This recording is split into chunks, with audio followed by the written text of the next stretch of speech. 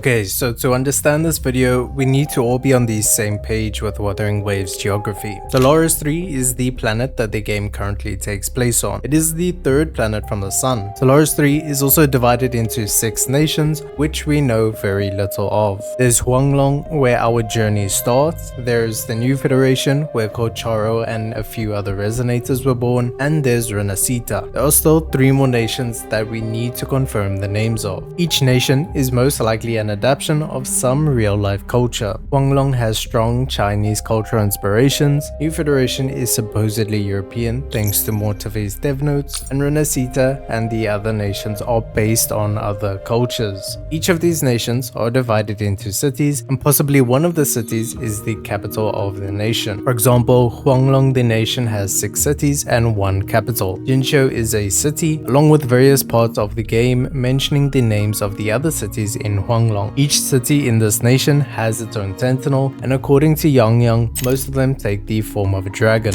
These Sentinels serve as a guide and guardian of the times for civilization. As mentioned, there are a total of 7 Sentinels in Hualong, and they seem to be based on the Eastern 7 mansions. There are a total of 28 mansions, and they are divided into 4 symbols: Azure, Dragon of the East; Vermilion, Bird of the South; White Tiger of the West; and Black Tortoise of the North.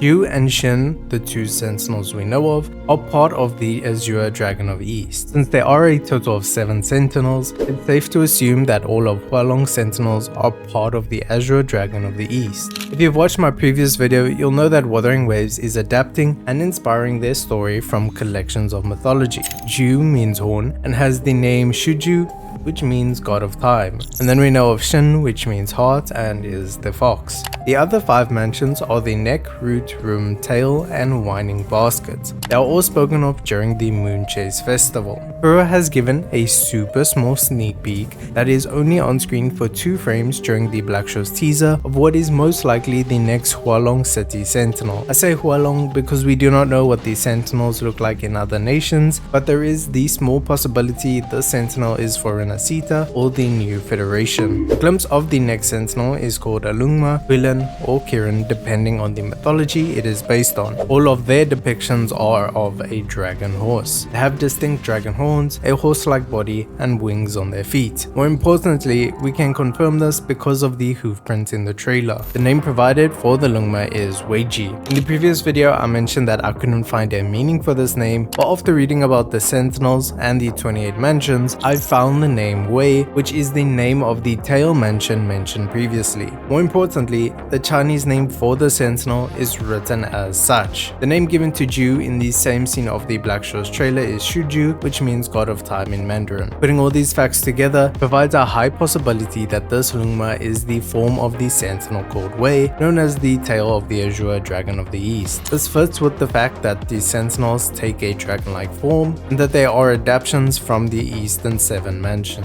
But this is not where it ends. Not only is Ju an adaptation from the Horn mansion of the Azure Dragon of East, Ju's personality follows the same characteristics of the mansion. According to this article, Ju is characterized as steadfast, which means dutiful. And if you've completed Thor of Eons, you know this to be true.